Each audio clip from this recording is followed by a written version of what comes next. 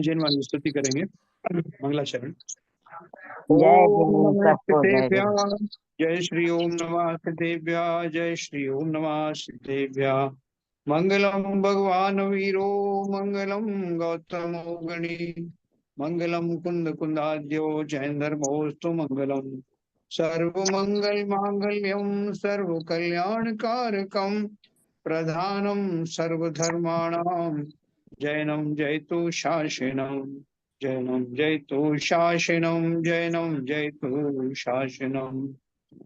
नमे समय साराय स्वानुभूत्या चकाशते, चित स्वभावाय भावाय सर्वभावांतरच्छेदे। आचार्य अमृतचंद्र द्वारा समय सार के ऊपर लिखी हुई कलश टीका के अंतर्गत चुने हुए कलशों को, जिन्हें अमृत कलश के रूप में स्वतंत्र ग्रंथ की रचना की गई है, हम उन कलशों का स्वाद ले रहे हैं। और उसमें अध्यात्म की बड़ी गूढ़ चर्चा और सरल भाषा में की गई है, क्योंकि हम सबको अभी उसका बैकग्राउंड समझ में आ चुका है, इसलिए हमारे लिए वो बहुत बहुत सुगम हो गया है और बड़ी बड़ी सहजता से वो हमारे मस्तिष्क में पहुंच रही है। अपन उसको एंजॉय करते हैं, उसके रस का पान करते हैं। उससे आगे की जो पेज थे वो जरा शेयर करिए।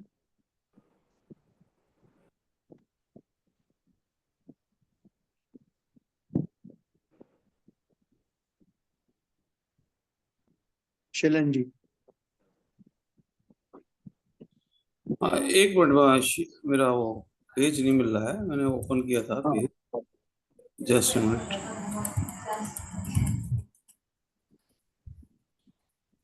80-82 पेज कुछ होगा। हाँ,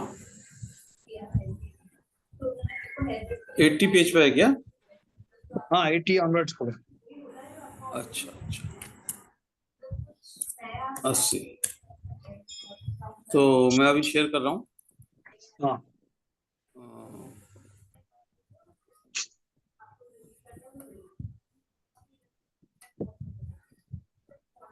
अमृत कलश।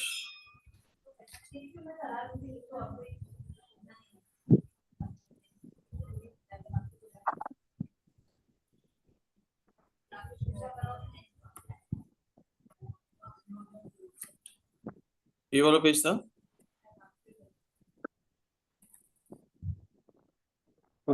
एक सेकंड।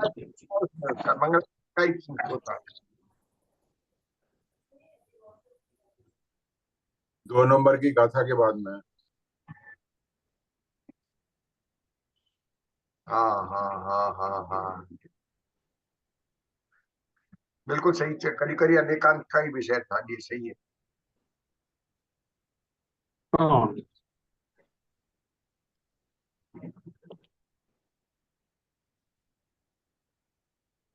जब आप जैन साहब 2 नंबर का विवेचन शुरू कर रहे थे, जी, उस समय दलित जी का क्वेश्चन आया था, फिर विपुल जी सम्मिलित हो गए थे, तो आपने टाइम निकल गया था, बोला कि कल डिस्कस करेंगे इसके बारे में।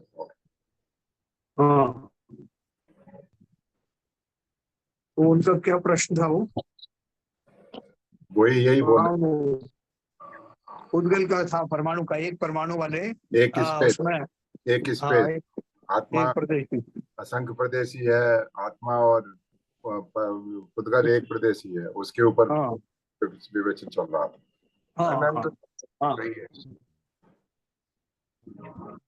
तो विपुल जी का देखो, वो ये अपने को हाँ, सबको ये बात समझ में आई होगी कि अणु एक प्रदेशी होने का अर्थ क्या है, कि प्योर पुद्गल तो उसी को बोलते हैं, एक अणु या परमाणु जिसे कहते हैं, जो उसी को प्योर पुद्गल द्रव्य कहते हैं। लेकिन कभी भी एक परमाणु जो है वो स्वतंत्र रूप से रहता नहीं है, वो शीघ्र ही साइंस के हिसाब से भी वो दूसरे परमाणु से संयुक्त होकर स्कंध की रचना करता। और शरीर जो है स्कंध है। शरीर जैसे कोई भी शरीर, एक इंद्रिय के शरीर से लेके पंचेंद्रिय तक के शरीर, वैक्रिय शरीर, सभी शरीरों की रचना में स्कंदों से उनका निर्माण होता है, अर्थात एक से अधिक परमाणु उसमें भाग लेते हैं और चूंकि एक परमाणु जो एक प्रदेश घेरता है, इसलिए जितने परमाणु से वो स्कंद बना है उतने परमाणु उतने प्रदेशों को घेरते हैं। और आत्मा के अंदर में एक विशेष शक्ति होती है, संकोच विस्तार की शक्ति, कि वो उसके उसके जो प्रदेश हैं वो तो उतने ही रहते हैं, लेकिन वो उन शरीरों में, उन स्कंदों में अपनी संकोच शक्ति के कारण छोटे हो जाते हैं और अपनी जो विस्तार शक्ति के द्वारा बड़े शरीर में उतने फैल जाते हैं। ये बहुत सहज बात है, सरल बात है, इसमें कुछ भी अनोखी बात नहीं। तो सबको ये क्लियर होगा, इसमें ज्यादा कुछ डिस्कस करने के लिए है नहीं। अभी अपन ये दूसरा वाला जो श्लोक है इसको अपन पढ़ते हैं।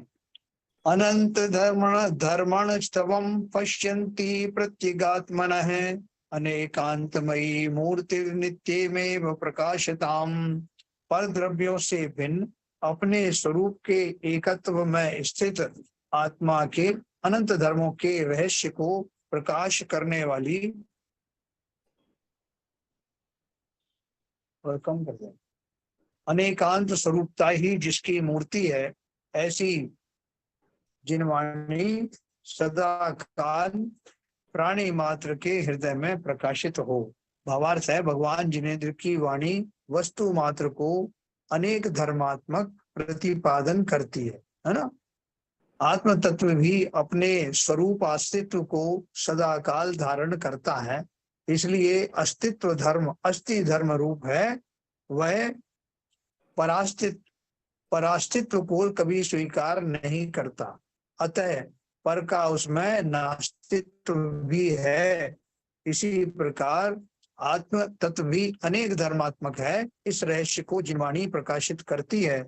यह अनेकांत स्वरूप जिनवाणी समस्त प्राणियों के हृदय में इस सत्य को प्रकाशित करे, यही आशीर्वात्मक मंगलाचरण है। देखो, इसमें अनेकांत की बात करी, अपन अनेकांत से परिचित हो गए हैं। अनेकांत का मतलब क्या है कि अंत माने होता है धर्म यानी गुण, अनेक माने अनेक गुण।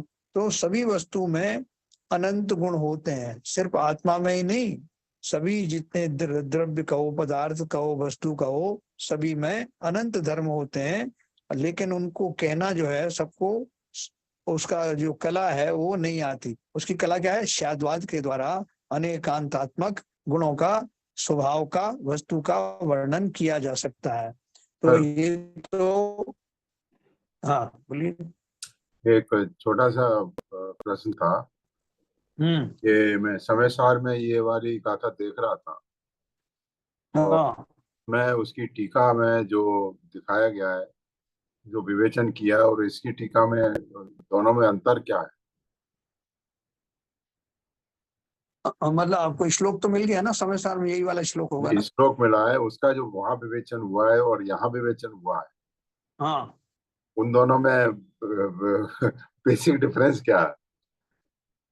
नहीं, डिफरेंस कुछ नहीं है। वो क्या है कि वो चुने हुए जो कलश हैं, आप देखोगे कि जब अपन जो किसी एक वस्तु को ज्यादा अपने पास टाइम होता है तो अपन उसको विस्तार से उसका वर्णन कर पाते हैं जी। तो पूरे समय सार में से उन्होंने चुन करके वो कलश निकाले हैं और उनकी और विस्तार से चर्चा की है। अच्छा अच्छा।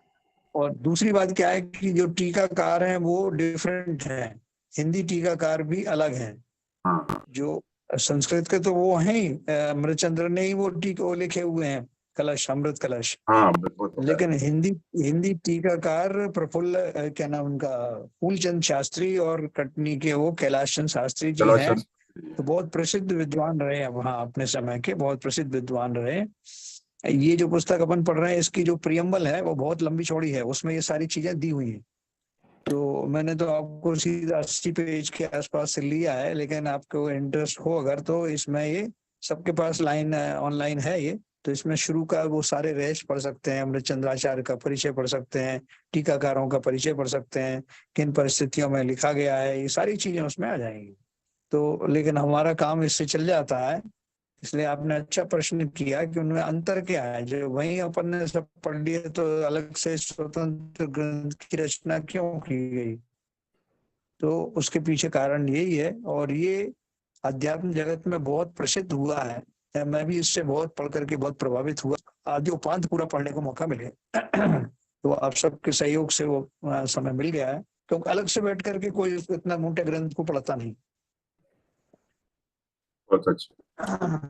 तो इसलिए अब आप इसको जब पढ़ेंगे तो आपको वही बात तो वही है, सिद्धांत तो वही है, लेकिन भाषा और शब्द और स्टाइल अलग होने से आपको और इसमें रस आएगा। तो देखो उन्होंने क्या लिखा था, ये तो अपन ऊपर वाली बात भावार्थ में समझ गए हैं कि जब भी किसी वस्तु की बात की जाती है तो अस्थि से और नास्ति से दोनों तरह से बात की जाती है, दोनों एंगल से। ऐसा आपको किसी और दर्शन में नहीं मिलेगा। और बोलते हैं दोनों एंगल से बात करना ही उसका स्वभाव है। कि हम कोई अपनी तरफ से अतिशयोक्ति नहीं कर रहे कि साहब आपने एक बात कह दी कि आत्मा अपने स्वरूप से है, बस इतने से काम हो गया, आप ये और क्यों जड़ रहे हो उसमें साथ में कि नहीं चाहो, पर की अपेक्षा से नहीं है।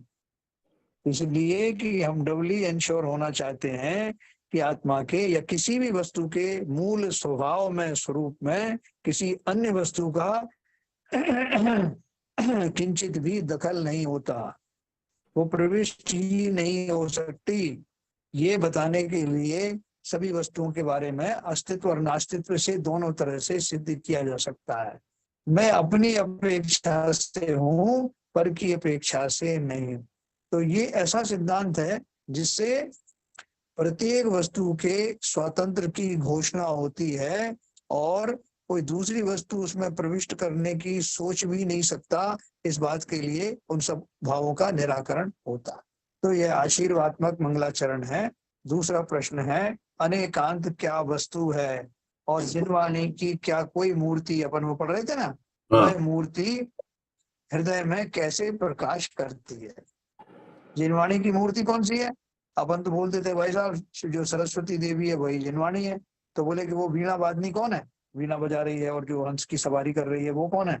या जो जैसे बंगाली लोग इसकी पूजा करते हैं, अलग से प्रतिमा बनाते हैं, वो सब करते हैं, वाग्वादिनी शब्द भी बोलते हैं, माँ शारदा भी बोलते हैं, तो वो कौन है? तो आप में से कोई बताइए कि हमारे अंदर में वो कल्पनाएं किस प्रकार से हैं, हमारे स्वरूप में हम क्या मानते हैं सरस्वती को, बताइए। सरस्वती का अर्घ चढ़ाते हैं अपन अलग से, वो तो जिनवाणी का ही स्वरूप समझते हैं सर। हाँ। तो जिनवाणी जिनवाणी का अर्घ ना कह करके लोग बोलते हैं सरस्वती जी का अर्घ चढ़ाओ। नहीं, मतलब वो जिनवाणी का ही अर्घ है, जिनवाणी का ही हाँ दूसरा कहना चाहिए, दूसरा नाम सरस्वती है। जो हाँ जिन से हमको जिनकी वाणी मिलती है हाँ वही सरस्वती से मिलती है। हाँ उसी का दूसरा रेप्लिका बताया गया है। ऐसी कोई मूर्ति नहीं है। हाँ। देखो इसमें एक छोटी सी चीज मैं आपको और बताऊं कि वो जो 8 कमल में रहने वाली 8 देवियां होती हैं, व्यंतर देवियां होती हैं, जो भगवान के उसमें भी आती हैं, कल्याण वगैरह में भी आती हैं। तो वो जो सरोवर में रहने वाली और कमल में रहने वाली कमलनी है, जो 8 देवियां, उनमें एक देवी का नाम लक्ष्मी है, एक का नाम सरस्वती है, ऐसे वो 8 देवियां हैं। तो वो सरस्वती उस रूप में भी मान्य है कि वो जिन शासन की अधीनस्थ देवियां हैं, जिन शासन की रक्षा करती हैं, उसमें हमेशा उनके विनय में खड़ी रहती हैं, वो साक्षात देवियां हैं, व्यंतर देवियां हैं। तो उनका बहुमान लोगों ने उसमें दोनों में मिला दिया है। सरस्वती को वो नाम ले लिया और यहाँ जिनवाणी के ऊपर उस नाम को आरोपित कर दिया है। तो इसलिए वो देवी के रूप में कहीं कहीं उसकी प्रतिमा भी बना देते हैं लोग। तो ये कंफ्यूजन में बहुत सारे लोग रहते हैं। वो से बोलते हैं हम तो सब सरस्वती की पूजा करते हैं दिवाली को, हम लक्ष्मी जी की नहीं करते। तो ये सारा जो भ्रम है, वो भ्रम जो है इसी कारण से आया। वो अष्टकमल में रहने वाली 8 देवियां हैं। अपन ने तत्वार सूत्र में पढ़ा था वो देवियों के बारे में, और कभी आपको विस्तार से जानने की जिज्ञासा हो तो वो कभी बता दूंगा मैं आपको। उसमें अपने उसमें तत्वार सूत्र में सब डिटेल दिया हुआ है। तो एनीवे यहाँ अपन जो जिनवाणी में जो सरस्वती बात करते हैं, सरस्वती को विद्या की देवी कहा है। और देवी का अर्थ है कि वास्तव में यहाँ जो है वो, जो हमारे मन में तो किसी देवी देवता को पूजने की बात रहती नहीं है। कोई व्यंतर देवी देवता तो छोड़ो, हम तो जो स्वर्ग के स्वधर्म, स्वर्ग आदि के जो देव हैं, जो सम्यक दृष्टि भी हैं, उनको भी पूजने का प्रावधान हमारे यहाँ नहीं है। तो हम तो सिर्फ वीतरागी भगवान या पंच परमेष्ठी की ही पूजन करते हैं। और देव शास्त्र गुरु की पूजन करने में जो शास्त्र है वही जिनवाणी है, उन्हीं उसी से शास्त्र का निर्माण हुआ है। और हम उन्हीं को वास्तव में जिनवाणी को ही सरस्वती कहते हैं। तो समाधान है, और समाधान किस बात का है? अनेकांत क्या वस्तु है। समाधान दिया, जो एक नहीं बहुत है, उसे अनेक शब्द से कहा जाता है और अंत शब्द का अर्थ धर्म या गुण है। प्रत्येक पदार्थ अपने में अपने स्वरूप के अस्तित्व को रखता है, उसका त्याग नहीं करता।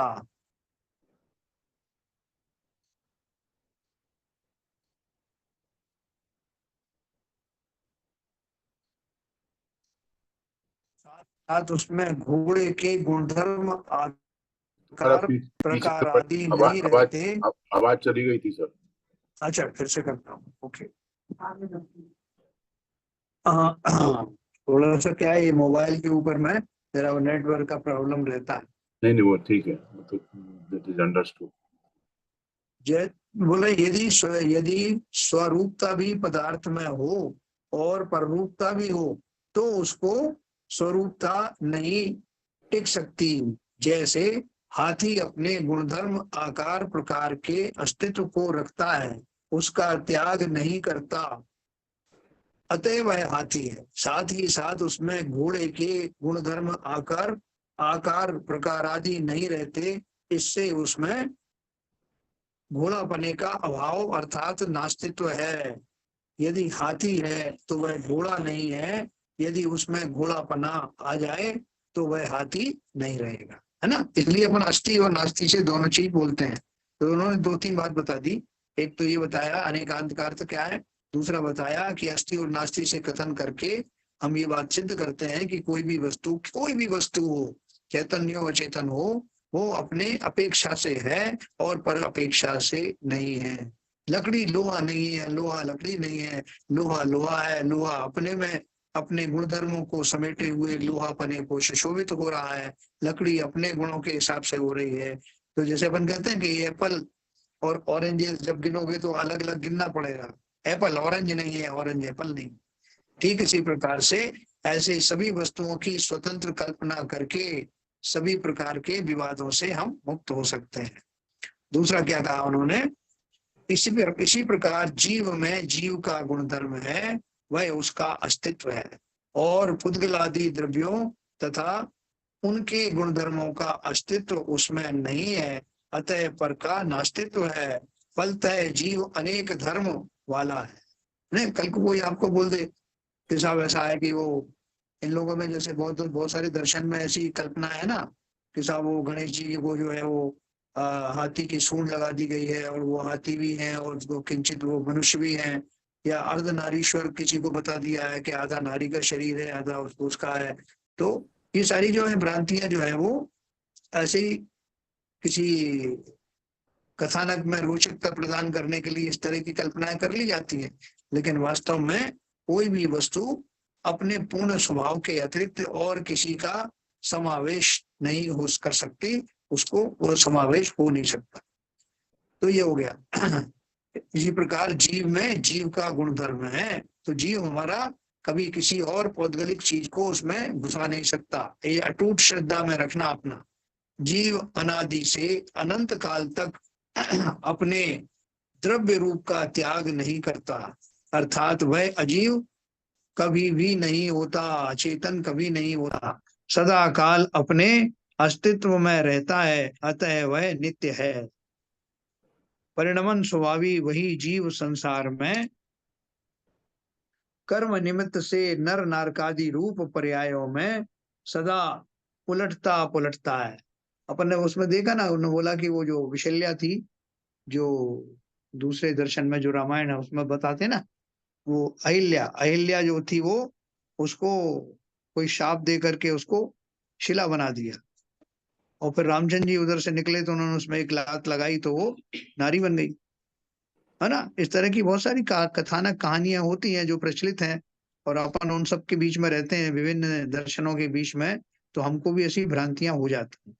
लेकिन कोई बिल्कुल भ्रांति मत रखना, जीव कभी अचेतन हो नहीं सकता, अचेतन कभी जीव होता नहीं। जीव अनादि से अनंत काल तक अपने द्रव्य रूप का त्याग नहीं करता, अर्थात वह अजीव नहीं होता, सदा काल अपने अस्तित्व में रहता है, अतः वह नित्य है। अपन ने नित्य और अनित्य की परिभाषा पढ़ी थी ना। परिणमन स्वभावी वही जीव संसार में कर्म निमित्त से नर नारकादि रूप पर्यायों में सदा उलटता पलटता रहता है, सदा का रूप भी है। और बोलते हैं साहब ये जो व्यक्ति है, मैंने इसको कहा कोई जानने वाला हो तो वो कहेगा साहब पहले तो ये मैंने जब इसको जानता था तो इसका नाम फला फलाना था, अभी इसका नाम ये कैसे हो गया। तो ये वही व्यक्ति है, कैसे माना जाए। लिखा हुआ ये जो पुनर्जन्म का सिद्धांत है ये सभी दर्शन नहीं मानते। एक हिंदू धर्म में माना जाता है, जैन धर्म में माना जाता है, और बाकी जो मुस्लिम धर्म है या क्रिश्चियनिटी है वो नहीं मानते पुनर्जन्म होना। तो ये जो पुनर्जन्म होता है तो वो पुनर्जन्म हो करके वो जो जीव एक जन्म में उसकी जो पर्याय थी दूसरे जन्म में उसकी वो पर्याय नहीं रहती। इस अपेक्षा से जीव को अनित्य भी कहा जाता है। लेकिन अगर मूल स्वभाव से देखें, स्वरूप से देखें, जीव द्रव्य के एंगल से देखें तो नित्य ही है। समस्त पर्यायों में, समस्त जन्मों में जन्मने वाला वो जीव दृष्टि से वही जीव रहता है। अपन बोलते हैं ना कमट के जीव ने ऐसा किया था, वो कमट के जीव ने उनको 10वें भाव में ये किया, 90वें भाव में ये किया, 8वें भाव में ये किया। तो लेकिन हर एक भाव का नाम उसका अलग अलग है। एक भाव में कभी वो भील बन गया, दूसरे भाव में कभी वो सर्प बना, तो उस अपेक्षा से वो अनित्य हो गया, लेकिन उसका ही जीव था इसलिए वो नित्य है। तो ये दोनों दृष्टि से ऐसा कहा जाता है। परिणमन स्वभाव भी वही जीव, सिद्ध अवस्था में भी प्रति समय, ये अपन बात कर रहे थे, सिद्ध अवस्था में भी प्रति समय अर्थ पर्याय रूप परिणमन होने से वे भी कथनचित इस प्रकार कथनचित रूप है। इस प्रकार नित्य अनित्य रूप अनेक धर्मात्मक है।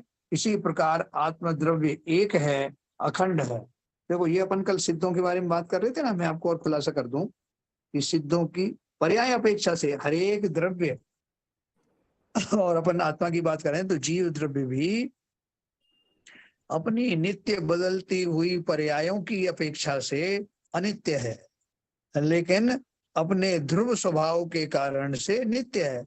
तो सिद्ध अवस्था में पहुंचने के बाद भी द्रव्य की परिभाषा तो बदलेगी नहीं। अपन द्रव्य बोलते ही उसे हैं जो उत्पाद व्यय द्रव्य से युक्त हो, उसी को द्रव्य कहते हैं।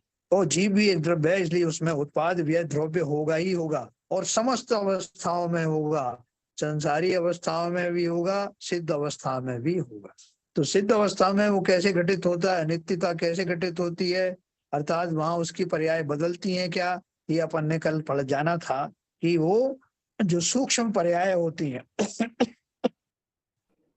जिन्हें अर्थ पर्याय कहते हैं, और जो केवल ज्ञान गम्य है, उन पर्यायों की अपेक्षा से वो उनका जो चेंज ओवर होता है, किंचित चेंज ओवर भी होता है, उसको ही अपन अनित्यता की श्रेणी में रख देते हैं। जैसे एक स्त्री है, वो अभी मेकअप करके आई, उसने अपनी जो है वो आईब्रोज हैं वो दूसरे टाइप की बना ली, बाल दूसरी तरह के रख लिए, कलर बदल दिया, स्टाइल बदल ली, तो बहुत लोगों को कंफ्यूजन हो जाता है कि ये वही है क्या स्त्री या कोई और है। तो वो अपन बोलते नहीं नहीं ये वो नहीं थी, उसने तो उसके तो बाल ऐसे थे, उसके तो इस तरह की आईब्रोज थी, उसके ऐसा ऐसा था, तो वो उस अपेक्षा से वो नहीं है जो पहले देखी थी। तो ये पर्याय बदलने का या थोड़ा सा किंचित टेम्परेरी बदलने इसकी अपेक्षा से भी अपन उसको बोलते हैं कि ये वो नहीं है, ये उससे डिफरेंट है। ठीक उसी प्रकार से सिद्ध अवस्था में भी उनके गुणों की जो इंटेंसिटी है वो अगुरु लघु गुणत्व के कारण, गुण के कारण उसमें कुछ चेंजेस होते हैं उनकी इंटेंसिटी आदि में। वो इस तरह से उनकी पर्याय बदलती है, इसलिए परिभाषा के अनुसार वो उत्पाद व्यय द्रव्य उनका वहां भी चालू रहता है। ठीक है सर, इसमें किसी को कंफ्यूजन हो तो पूछ सकते हैं। इसके बाद ऊपर चलते हैं अपन। हाँ, असंख्य प्रदेशात्मक होकर भी कभी उसके प्रदेश भिन्न नहीं होते, अतः द्रव्य की दृष्टि से एक रूप है ना। इसमें अपन ने कल एक बात और पढ़ी थी कि जब मैं एक इंद्रिय जीवों में जाता हूँ, एक इंद्रिय पर्याय में जाता हूँ, तब भी क्या आत्मा के प्रदेशों की संख्या उतनी रहती है जितनी की जब मैं हाथी के शरीर में था तब थी।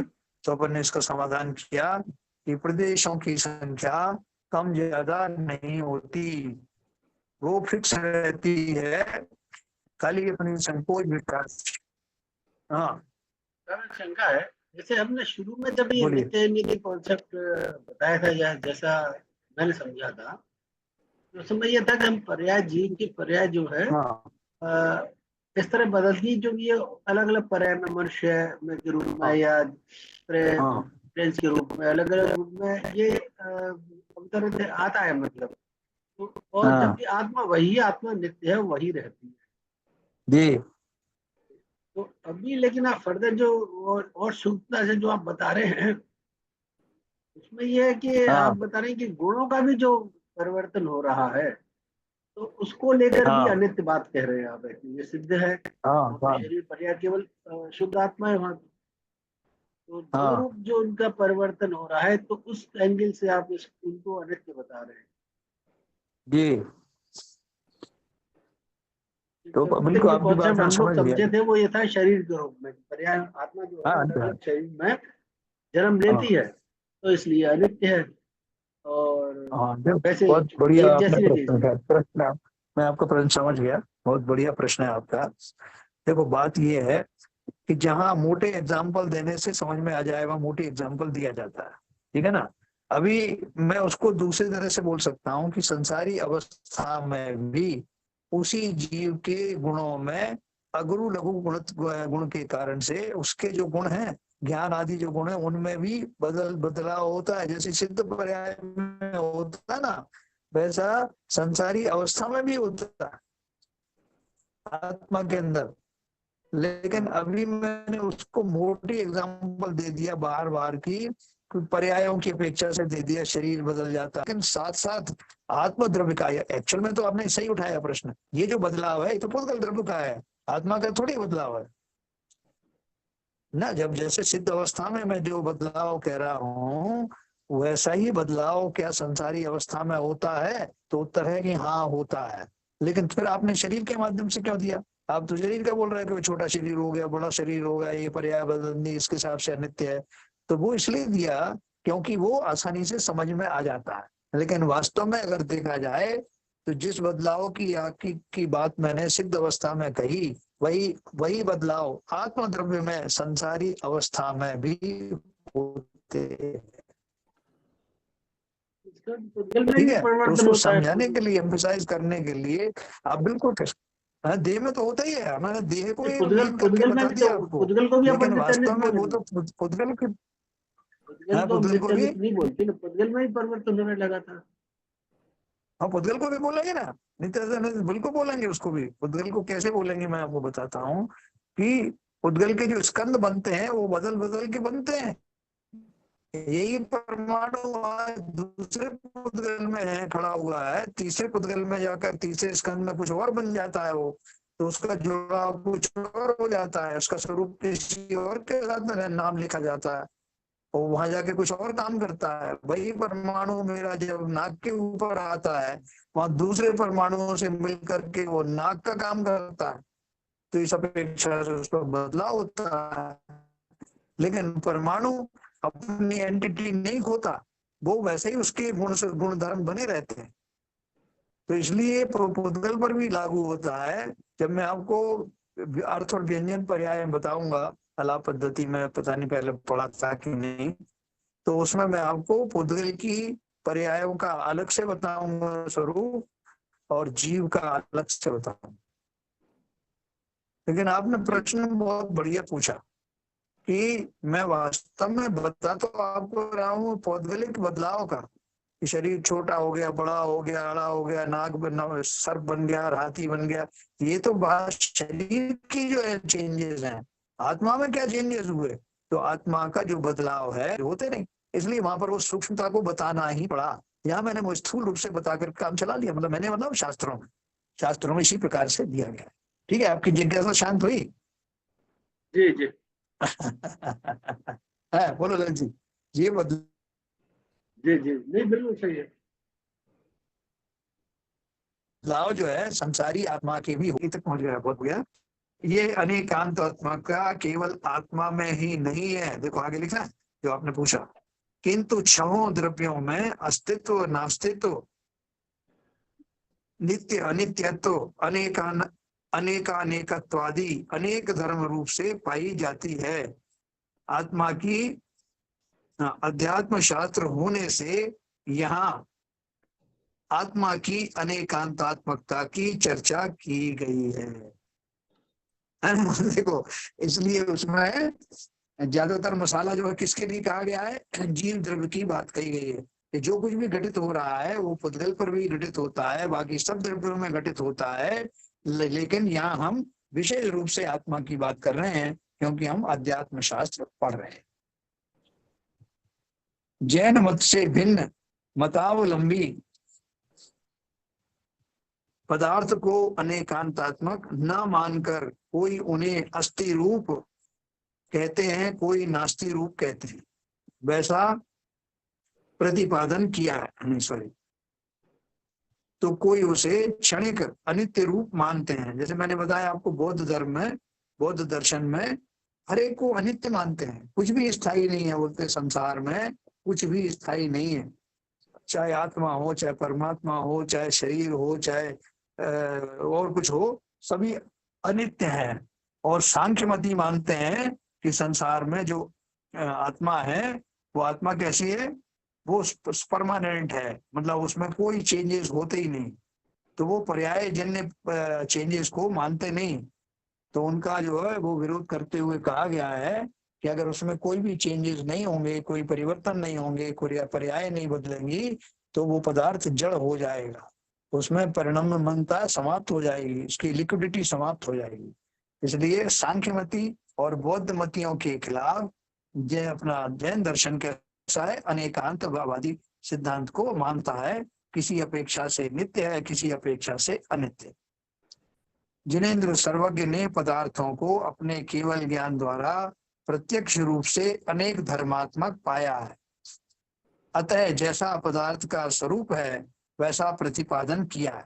उनकी वाणी सत्यार्थ प्ररूपक होने से सर्व जीव मात्र के लिए हितकर है, इसी हित भावना से उस अनेकांतमयी जिनवाणी सरस्वती की आशीर्वात्मक वंदना की है। देखो एक बात और बताओ आपको कि हमारे यहाँ एक केवल ज्ञानी का कंसेप्ट है कि हम ये मानते हैं कि केवल ज्ञानी ने कोई भी बात अपने मन से नहीं लिखी, प्रकृति की रचना किसी ने नहीं की, कितने ही केवली आए, कितने ही भगवान बने, लेकिन किसी ने रचना नहीं की। तो क्या किया उन्होंने, संसार में घटनाएं कैसे घटित होती हैं, क्या करने से क्या हो जाता है, क्या नहीं करने से क्या नहीं होता, प्रकृति की ये सब जो है वस्तुएं कैसे परिणमन करती हैं, उनकी क्या क्या जो सिद्धांत होता है, किस अपेक्षा से परिणमन होता है, कैसे मृत्यु होती है, कैसे जन्म होता है, कैसे लोग अमर हो जाते हैं, कैसे सिद्ध अवस्था होती, ये सारे जो रहस्य प्रकृति के हैं वो सबको जानने की इच्छा होती है।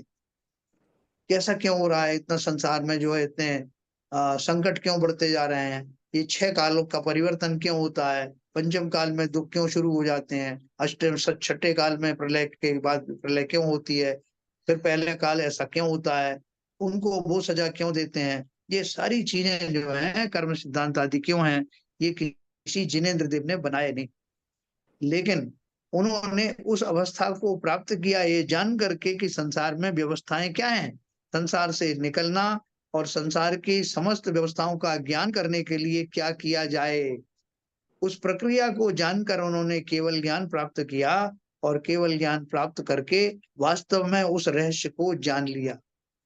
हमें बहुत सारी चीजों की शंका होती है, ऐसा क्यों हो रहा है, वो फलाने ने इतना जो किया उसका कुछ फल ही नहीं मिल रहा, ढिमके ने ये किया उसको कुछ पुरस्कार नहीं मिल रहा। तो ये सारे जो रहस्य हैं उनको प्रत्यक्ष देखने वाला केवल ज्ञान, उन केवल ज्ञानियों ने उनको देख करके वो सारी नियमावली हम सबको बताई। ये भी प्रकृति का ही एक भाग है कि उसमें ऐसे केवल ज्ञानी होंगे जो प्रकृति के रहस्य को आम पब्लिक को बताएंगे। तो उनके द्वारा हमने इसको जाना, और चूंकि उन्होंने निरपेक्ष भाव से जानकर बताया, उसमें उनका कोई राग नहीं था, कोई द्वेष नहीं था, इसलिए उनकी वाणी को प्रामाणिक माना जाता है, जो सभी जीवों के लिए हितकर है। वो जो उन्होंने आशीर्वचन कहे उसका ये अर्थ कहा। तीसरा प्रश्न है, सरस्वती का वर्णन लोक में हंस वाहिनी, जो मैं कह रहा था, हंस वाहिनी, मयूर वाहिनी, वीणा पुस्तक धारणी महिला के रूप में किया जाता है, सो क्या वह ये यथार्थ नहीं है?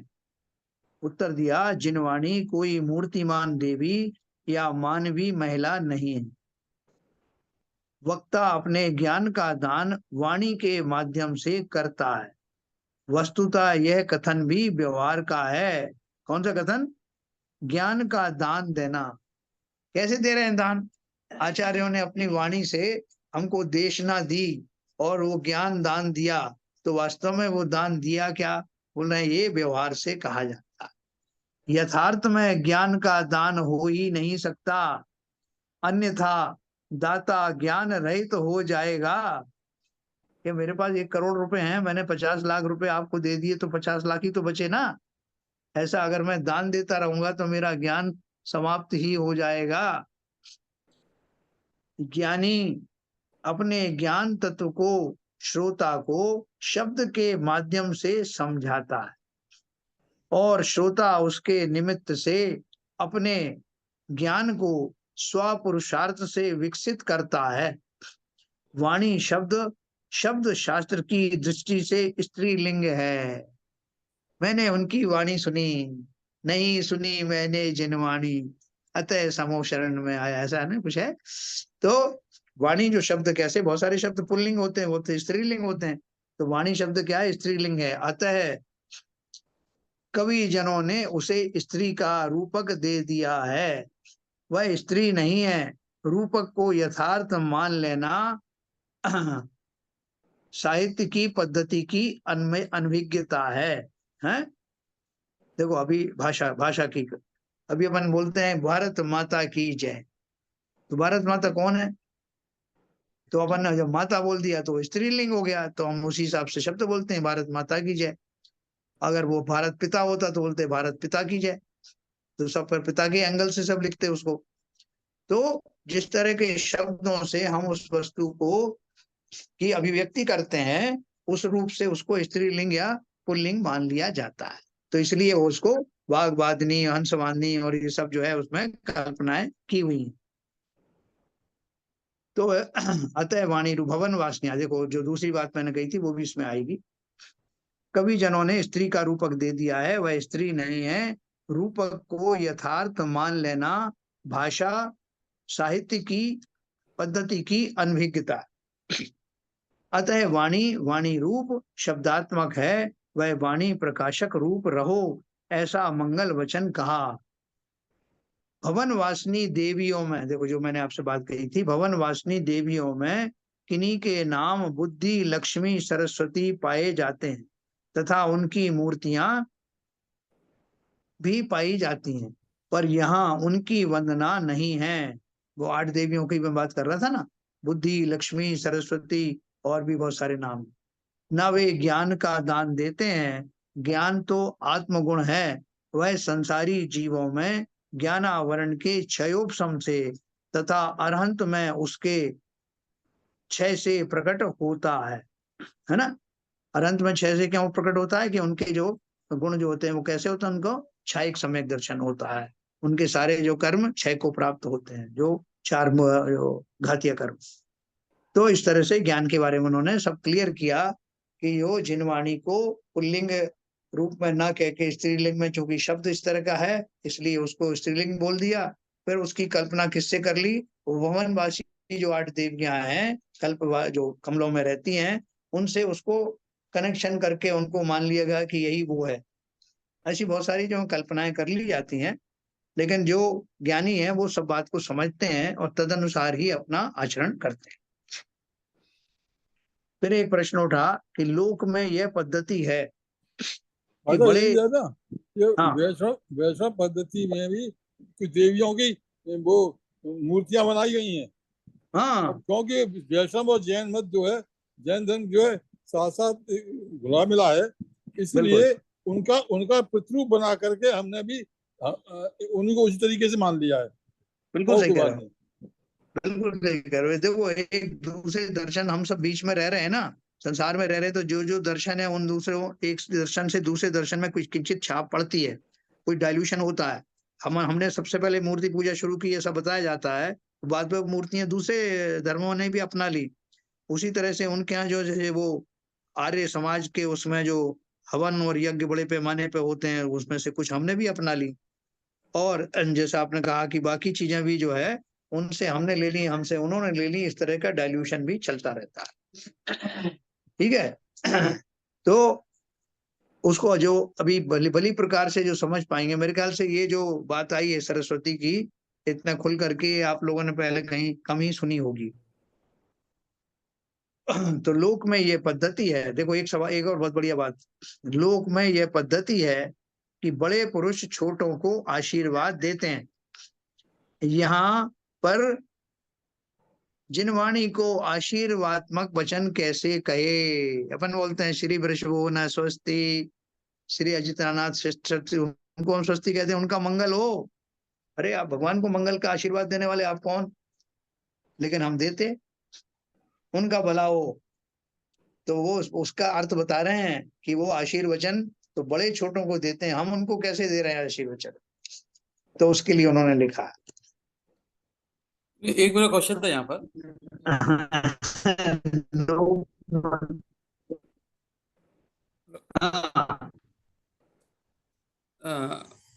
मैं ऑडिबल हूँ क्या जज साहब? बोलिए। हाँ, तो क्वेश्चन ये था कि जैसे हम लोग, जैसे हम, हमारी ऐसी बहुत ज्यादा समझ नहीं रही, लेकिन हमने कभी भी जो शास्त्र में इनको पढ़ा, लक्ष्मी और सरस्वती के बारे में पढ़ा, उसको हमने कभी हमने केवल अलंकार के रूप में ही लिया, कभी भी हमने इनको मूर्ति रूप में कल्पना नहीं की।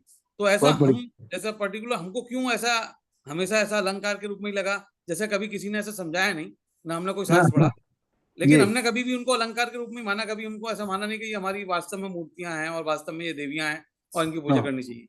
तो ऐसा कैसा हुआ, ये मैं समझना चाह रहा था। बहुत बढ़िया आपने कहा। देखो ऐसा है कि ज्यादातर लोगों को अपन ने एक बात कही है कि भैया जब भी जिनवाणी की, जब सरस्वती की बात करो तो सरस्वती माने जिनवाणी। तो अपन ने ये बात अपने बहुत गहराई तक से अपने जहन में बैठ गई। अब किसी ने मूर्तियां बनाई, तो अपन को जो जो जो दूसरे जैन दर्शन वाले जो जीव हैं, उनका तो अपने समझ में आ गया कि ये बंगाली उनकी सरस्वती की पूजन करते हैं, तो एक फोटो में उसकी पूजन करते हैं, वीणावादनी करते हैं, हमारी उस सरस्वती से जिनवाणी से कोई लेना देना नहीं है। तो सहज में ही आपकी ये मन में ये स्थापना हो गई। अब कुछ लोगों ने उसको सच्चे में मान करके उनकी स्थापना वेदियों पे की है। अच्छा अच्छा, ठीक। तो इसलिए वो उनको बताना जरूरी था कि उनको स्थापना करने की जरूरत नहीं है, ये वो देवी नहीं है। तो वो क्या आधा अधूरा ज्ञान रहता है ना, तो वो अरे साहब क्या बात करते हो, उस 8 देवियां होती हैं, उनमें सरस्वती भी होती है, वही देवी है। नहीं, हाँ, नहीं, हाँ वो तो हमारे पनवेल मंदिर में भी देवियां स्थापित हैं, तो वो तो खैर कई हाँ, कई जगह हैं। तो वो है चक्कर। तो अब ये देखो, ये कोई भी भ्रांति अपन को रखना नहीं है, और अपने को क्लैरिफिकेशन भी हो गया कि हमारे यहाँ सरस्वती का अर्थ क्या है और बाहर में जो सरस्वती का अर्थ क्या है। और जैन होकर के जिन्होंने सरस्वती की प्रतिमा स्थापित की है, वो अनजाने में अज्ञान दशा के कारण ही माना। अरे यार, ठीक है, ठीक है। कैसे चला गया? नहीं तो भाई, ये अज्ञान वचन दशा वाणी के, मानना तो, अज्ञान दशा हाँ, मानना अलग से बात है, लेकिन हाँ, उसको पूर्ण रूप से जैसे, ये तो अब हमारा तेरह पंथ हमनाय में इसको तो हमने हाँ, समझा दिया, लेकिन हाँ, बीसपंथी हमनाय में तो उसी को पूर्ण रूप से उसको सदृष्ट मानते हैं। यही है, इसी के उससे होता है। हाँ, वो एक और आपने देखा होगा, हाँ, एक वही और, मैं ये कह रहा हूँ कि हाँ, ये ठीक है, आपने समझाया और समझ में भी आ गया।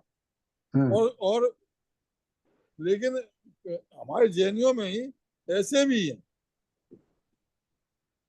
देखो जो एक और बात बताऊं आपको, जिनवाणी की पूजन जो लिखी है किसी ने, उसमें उन्होंने अर्घ में से एक एडिशनल अर्घ चढ़ाया। वो क्या अर्घ चढ़ाया? वस्त्रों का अर्घ चढ़ाया, वस्त्र का। हाँ वस्त्र वाला, हाँ। हाँ, वो क्यों चढ़ाया वस्त्र का अर्घ? और उसको मानने वालों ने कैसे उसको, शाद्वाद वाले ने कैसे उसको चेंज किया? तो वो उन्होंने वस्त्र का इसलिए बनाया कि शास्त्रों को वस्त्रों में रखा जाता है, हाँ, इसलिए। वस्त्र में रखा जाता है। लेकिन उन्होंने किस लिए किया? कि वो स्त्री है ना, हाँ सरस्वती एक स्त्री है, तो इसलिए उनको वस्त्र भी चाहिए ना, एक आध साड़ी भी चाहिए। हाँ सही कह रहे हैं। उन्होंने वहां उसको जोड़ा, लेकिन जो ज्ञानी था उसने अपने अनुरूप उसको बना लिया कि भाई ये जो वस्त्र है, वस्त्र का अर्थ यहाँ पर ये है कि जिनवाणी को, जो शाब्दिक जिनवाणी है, पौद्गलिक जिनवाणी है, उनको कागज के रूप में जब उसको समेटा जाता है तो उसके लिए लपेटने के लिए वेस्टर्न की आवश्यकता होती है, और उसी उसके लिए कपड़े का अर्घ चढ़ाया।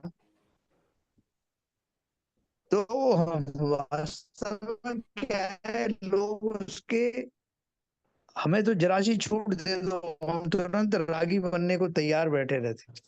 तो इसी कारण से जो वेदियों के ऊपर में स्थापित देवी की हो रही है ना, ये सब क्यों है? कि हम वास्तव में रागी ही हैं। उस राग से हम छोड़ना नहीं चाहते। हम तो यही चाहते हैं कि वो हमारे देवी देवता भी वैसे ही रहे, तभी तो वो हम हमारे से भक्ति से वो प्रभावित होंगे। अगर बीतरागी हो गए तो हमको क्या फायदा? तो ये हमारे जो जितने भ्रम है, हमारी सारी पूजन, हमारे इतनी एनर्जी जो उसमें जाती है, लेकिन खोटी मान्यता के कारण हमें वो अभीष्ट फल नहीं मिल पाता जो वास्तव में मिलना चाहिए। ठीक है सर, तो देखो ये बात हो गई। ये वचन अब वो आशीर्वाद के लिए बोल रहे हैं कि आपने आशीर्वाद जिनवाणी को कैसे दे दिया? समाधान दिया, यह वचन वाणी के लिए नहीं है, किंतु आचार्य जगत के भव्य प्राणियों के लिए आशीर्वाद देते हैं कि भगवान की यह धर्मोपदेश रूप जिनवाणी सबके ज्ञान के विकास में निमित्त बने। थोड़ा ऊपर करिए,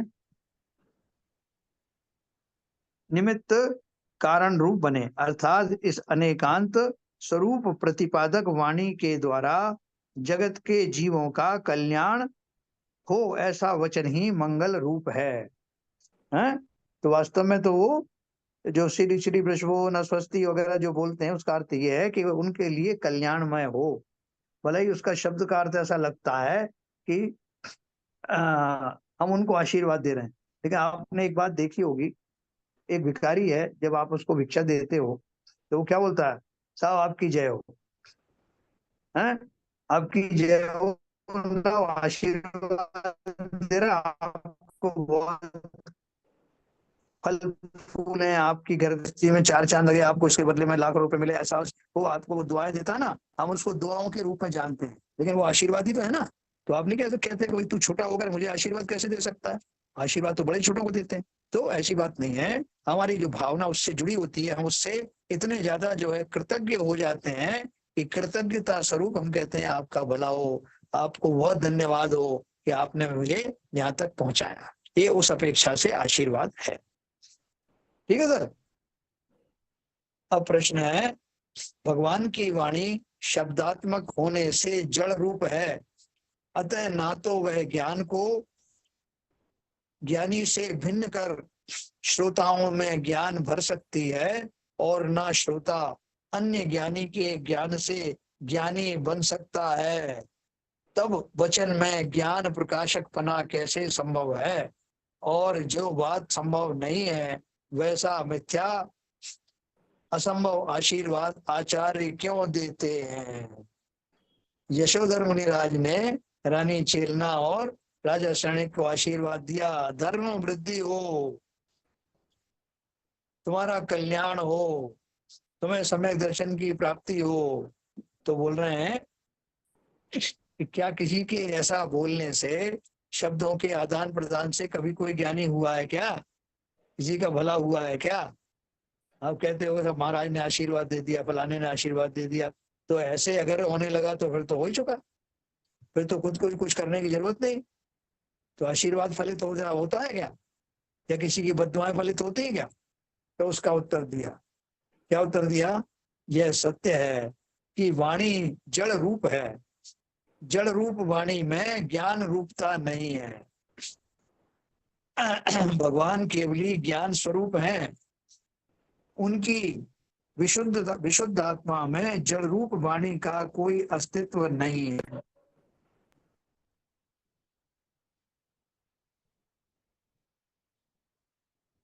यह नियम मात्र भगवान की वाणी को लागू नहीं है, किंतु हमारी आपकी वाणी भी तो जड़ रूप है, और हमारे आपके ज्ञान से उसका विरुद्ध जातीय पदार्थ होने से कोई तादात्म्य संबंध नहीं है। तथापि वक्ता अपने अभिप्राय को प्रकट करने के लिए वाणी का उपयोग करता है। शब्दों में कुछ सहज योग्यता है जो वक्ता के आंतरिक भाव को व्यक्त करने में निमित्त बनती है, जैसे रोने, चिल्लाने, हंसने तथा उल्लास की अवस्था में प्रकट शब्द न केवल मनुष्यों में किंतु पशु पक्षी जो अनाक्षरी भाषा बोलते हैं उनमें भी वक्ता के आंतरिक भाव, विषाद व हर्ष को प्रकट करते हैं। इसी प्रकार मनुष्य, थोड़ा ऊपर करना, थोड़ा ऊपर ले लीजिए।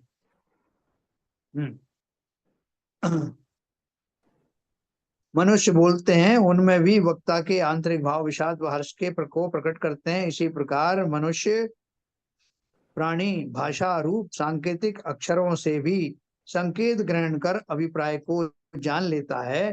परीक्षा मुख ग्रंथ में आचार्य माणिक नंदनी जी ने कहा है, सहज योग्यता संकेत वशाधि शब्दादयो अर्थ प्रतिपत्ति हेतु, यानी अर्थात स्वाभाविक योग्यता तथा स्थापित संकेत के कारण शब्दाधिक अर्थ के परिज्ञान करने में निमित्त होते हैं। शब्दों में यह सहज योग्यता है कि मनुष्य उनमें अपने भाव का संकेत कर ले, है ना। क्या कहना चाहते हैं कुल मिला करके, ये जो शब्द हैं, जो वाणी है, भले ही पौद्गलिक है, भले ही वो जड़ है, लेकिन शब्दों के माध्यम से हर एक व्यक्ति अपने भावों को प्रकट कर पाता है।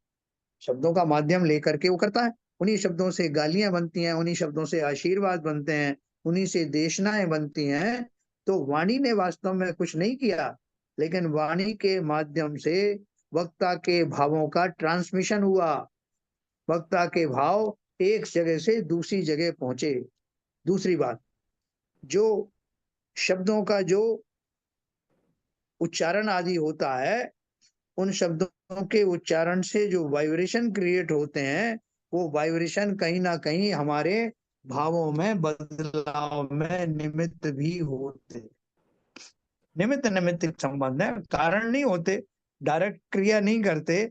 लेकिन अब जैसे कहीं बढ़िया ओंकार की ध्वनि गूंज रही है, मंदिर में आप पहुंचे और अच्छा म्यूजिक चल रहा है, हल्का म्यूजिक चल रहा है, कोई भजन चल रहे हैं, तो हमारे भावों में परिवर्तन होता है। तो वो निमित्तिक संबंध होते हैं। वाणी जड़ है, ये अपनी जगह पर है, लेकिन उन जड़ का, शरीर का भी तो है ना, ऐसे ही शरीर जड़ है, लेकिन हमें उसमें हमारे धर्म आदि साधना में वो निमित्त बनता है। तो निमित्तिक संबंध की अपेक्षा से वाणी की उपादेयता है, भले ही वो जड़ क्यों ना हो। उसी प्रकार से आशीर्वचन या गाली का प्रभाव इसी तरीके से पड़ता है। ठीक है सर। तो ये जो कुछ बारीकियां इसमें जो आ रही हैं, ये हमारे काम की हैं कि नहीं है? बहुत काम की है साहब, ये तो बहुत असली माल है। क्योंकि ये बहुत से जो चीजें जो है इन जनरल आपको और ग्रंथों में नहीं मिलेगी। जो बेसिक चीजें हैं कि हमारा आशीर्वचन हम क्यों देते हैं, हमारी वाणी से क्या मतलब होता है, वाणी से ट्रांसमिशन कैसे होता है, सरस्वती किसे कहते हैं, वाणी का स्वरूप क्या है, उसको जो स्त्री पर्याय के रूप में कैसे चिंतन किया जाता है, छोटे बड़ों को आशीर्वाद देते हैं या बड़े छोटों को, ये सारे जो बातें हैं जो हमारे अनजाने में अंदर बैठी हुई थी, हमने कभी इनके बारे में सोचा नहीं, इनका पूरा सुनने को मिल रहा है। ठीक है सर। तो टेलीपैथी भी तो होती है। टेलीपैथी होती, बिल्कुल होती। हाँ, तो वही वर्णाओं का असर है। तो ये वर्णा इसका वो बनती है, निमित्त बनती है भावों को बदलने में। टेलीपैथी जो है वो आपके जो उनका ही एक विस्तार है। हाँ मति शुद्ध ज्ञान का विस्तार है। टेलीपैथी जो होती है, हाँ स्मृति ज्ञान वगैरह जो सब अपन पढ़ते हैं ना उसमें चतुर्थ हाँ सूत्र में, वो सब है। तो ये सब बहुत विस्तृत चीजें हैं जो समझ में आ जाती हैं, उसको लोग साइंस कहते हैं। जैसे जो समझ में नहीं आए हम, ठीक है ना सर? तो अपन कल इसके बारे में और चर्चा करेंगे। ये जो प्रारंभिक जो चैप्टर है, इसमें इस तरह की जो चीजों को एड्रेस किया है, उसके बाद असली माल और आने वाला है। एक मेरा प्रश्न है क्या यहाँ बोल रहे पे। हैं सर? हाँ बोलिए। कौन बोल रहा है? आप बोलिए हाँ भाई साहब, आप बोल रहे हैं? हाँ बोलिए बोलिए, आप बोलिए, आपकी आवाज जी कट रही जी, बोलूं मैं? है। हाँ बोलिए। हाँ, जैसे अभी बद्दुआएं, आशीर्वचन और ये सब बात की, ये सब जो है वाणी है, ये एक तरंग है। और जैसे आपने बताया निमित्त नैमित्तिक संबंध होते हैं, इनसे वाणी के माध्यम से किसी के भाव बदल जाते हैं। तो हाँ जो जी। ये तरंग और टेलीपैथी की भी बात हुई, तो इन सब हाँ बातों को रिलेट करके क्या हम ये कह सकते हैं, जैसे किसी कोई बहुत दूर जगह जाके कोई हमें हमारे लिए अच्छा बोल रहा है या बुरा बोल रहा है, वो तरंगों के माध्यम से टेलीपैथी के द्वारा वो हमारे तक आया और उसने हमारे भाव चेंज किए। क्या ऐसा होता है? बिल्कुल होता होता है। है, बिल्कुल होता है। जो वर्गणाएं होती है, वर्गणाएं कितनी कितनी वर्गणाएं पास कहती हैं। हाँ, तो मतलब ये कहने का तरीका हो गया। बाकी निमित्त नैमित्त मतलब किसी की दुआएं कोई नहीं देता है, लेकिन निमित्त तो बन जाता है। किसी की बद्दुआएं या अच्छे वचन किसी को लगते हैं, क्यों निमित्त बन जाता है, तो उसके भावों में परिवर्तन होता है, वो अपना कर्म बंधन कर लेता है। हाँ बिल्कुल। अरे आप किसी को एकदम सांत्वना देते हो तो वो जो है उसको उसको धैर्य आ जाता है। हाँ कोई बिल्कुल मर रहा है, आपने उसको कहा कि बेटा तुम निकल सकते हो, तुम्हें निकलना आता है, तुम थोड़ा कोशिश करो। अभी आराम योग, भावना योग, ये सब क्या है? जी। तो मतलब हम इसे आउटराइट ऐसा तो नहीं कह सकते हैं कि कोई बद्दुआ कुछ नहीं चीज है, सद्दुआ कोई चीज नहीं है। मतलब वो है तो सही अपना, ये भी स्वादार्थ हो गया ना, कहने का तरीका हो गया किसी को कि हमें आशीर्वचन कुछ नहीं है, ये तो वाणी है, वाणी से निमित्त नैमित्तिक संबंध हो गए। एक ने इसको इस बात को इस तरह से कह दिया, लेकिन उसका इफेक्ट तो आ ही रहा है ना। हाँ, उसमें एक बात थोड़ी समझने योग्य है। वो आपने जो बात कही, इससे पहले कि अपन उसको बिल्कुल 100% ऐसा ही मान लें, अभी आपने एक भिखारी ने आपसे पैसे मांगे और उसको आपको बहुत सारी दुआएं दे रही थी कि आप मुझे 1 रुपए दो, आपका ये भला हो जाएगा, वो हो जाएगा। आपने नहीं दिया तो वो गालियां देने लग गई। ठीक है? तो ये इस तरह की जो अवस्थाएं होती हैं, उन अवस्थाओं का जो अपन कहते हैं, किसी की गाली देने से कुछ नहीं होता था, आप किसी के आशीर्वाद से कुछ नहीं होता। तो क्या है कि इसमें एक फैक्टर और काम करता है। वो फैक्टर क्या है कि मेरे अपने कौन से कर्मों का उदय चल रहा है। जी जब कोई संबोधन करता है आपको और आप उस संबोधन से प्रभावित हो जाते हो, ये 2-3 लोग बैठे हुए हैं, एक हाथी जो है कीचड़ में फंस गया, एक युद्ध की बात है, कीचड़ में फंस गया, उसको निकालने के सारे यत्न बेकार हो गए। तो फिर किसी ने बताया कि ये युद्ध भूमि का हाथी है, आप युद्ध की जो वो भेरी बजवाइए। और भेरी बजते ही वो हाथी को एकदम साहस आया, जोश आया, उठ के खड़ा हो गया।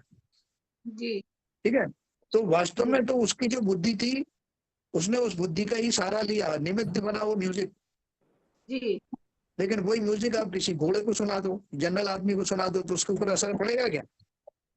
जी मैं एक मिनट कहना चाहता हूँ जैन साहब, नीरजा जी, हाँ बोलिए बोलिए। जी जो भी आशीष वचन होते हैं या जो कटु वचन होते हैं, उनका इम्पैक्ट दोनों के भावों पर पड़ता है। जी भावों से जो इम्पैक्ट पड़ता है, उससे जो कर्म बनते हैं, उनका जो प्रतिफल होता है। तो ये सब भावों का खेल है, जी। मैं जो समझता हूँ। नहीं, भावों का खेल है, लेकिन मैं ये कह रही थी, जैसे अभी कह रहे थे कि बदवाएं कुछ नहीं होती हैं, टेलीपैथी भी होती है।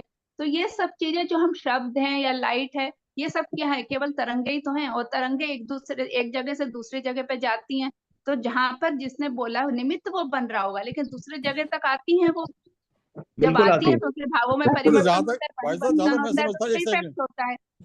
हाँ, भाई साहब, जहां तक मैं समझता हूँ, जो कोई आशीष वचन बोलता है या बददुआएं देता है, वो तरंगे जिसके लिए होती हैं, वो उसको अपने अफेक्ट में लेता है, उससे कर्म बनते हैं, वही उससे कह रहा उसके हूँ। कर्म बनते हैं। कर्म तो बनते ही और हैं, कर्म बनना एक अलग वैसे चीज ही हो कर्म गई। बनते हैं। और वो कर्म जो है कुछ क्षण में कुछ दिनों बाद या कुछ भी वो जब आपके उसमें आते हैं, उदय में आते हैं, तो वो फल देने लगते हैं। ये सिद्धांत मेरे ख्याल से होना से नहीं, देखो एक होगा, बात मैं आपको बताऊं, कंफर्म नहीं है। हाँ एक लास्ट आपको एक बात बताऊं, एक लास्ट बात बताता हूँ कि महावीर स्वामी के जीव को सिंह की पर्याय में चारण रिधिधारी मुनियों की देशना मिली, और वो देशना और भी लोगों ने सुनी होगी आसपास बैठ के, उन्होंने कोई ऐसा तो नहीं कि उनके कान में कहा, वो सारी देशना आसपास के और भी बहुत सारे जीवों ने सुनी, लेकिन वो कार्यकारी हुई उस सिंह के लिए ही वो वाणी। बाकी सब जीवों ने भी सुनी लेकिन उनके लिए निमित्त नहीं बनी। वो इसका कर्म अर्थ क्या बने है? उसके, उनको वैसे कर्म बन गए। हाँ नहीं, वो कर्म बने, बंद जिसने नहीं है, ग्रहण किया उसी कर्म बनेंगे, जिन्होंने ग्रहण नहीं किया उसी कर्म नहीं बनेंगे। देखिए जैन साहब, नहीं बंद, सिंह की योनि में सिंह की पांचों समवाय मिलके उसके साथ ऐसा, उनके सिंह की पर्याय को ऐसा होना था, तो वो उसको सम्यक दर्शन हुआ, उस समय पांचों समवाय मिली। बराबर, मतलब उसका पुण्य का उदय था, ये भी एक बात थी ना, उसका उदय काल आ गया, वो घटना होने वाली थी। जैसे आपको किसी का निमित्त मिला, कि आपको म्यूजिक का निमित्त मिला और आप जो ठीक हो गए, तो वो मिला ही इसलिए था क्योंकि आपका ऐसा उदय होना काल ही था। वैसा चल रहा है। यस यस, वही मैं कह रहा मेरे हूँ। ख्याल में ये डिस्कशन हमारे पास, हमारे शास्त्रों में कईयों बार हुआ, बहुत बार हुआ है, क्योंकि डायरेक्ट कोई बात को हम मीनिंग निकालने का कोई मीनिंग नहीं होता, निमित्त नैमित्तिक को जोड़ना पड़ता है, हाँ तब जाके बात पूरी होती है। कोई डायरेक्ट कोई हम बोले वो बस बात बस सही बस नहीं बस, होती है। हाँ बिल्कुल सही है, बिल्कुल हर सही कह रहे काम हैं। में भाई तो साहब चलिए कर्म अपन कल, सिद्धांत को तो हाँ सामने रखना ही पड़ेगा। बिल्कुल रखना पड़ेगा। एब्सोल्यूट कुछ नहीं होता कि भाई मैंने कुछ नहीं किया और किसी ने मेरे म्यूजिक फूंक दिया और मेरा सही हो गया, सारे कर्म वगैरह को क्रॉस करके और मेरा भला हो गया, हाँ, ऐसा नहीं ऐसा नहीं हो होगा। सकता, ऐसा संभव नहीं है। हाँ हाँ हाँ, चलिए बहुत बढ़िया डिस्कशन हुआ, कल अपन कंटिन्यू करेंगे, इस तरह के और प्रकरण आएंगे जिनवाणी स्तुति करते हैं। कौन करेगा? ललित जी है ना? हाँ ललित जी।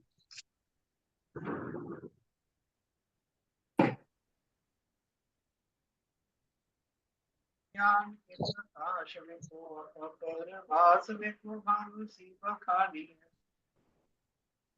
सहोदर जान में को बंधन में आवाज कम आ रही है। जान में को परम प्रमाणी है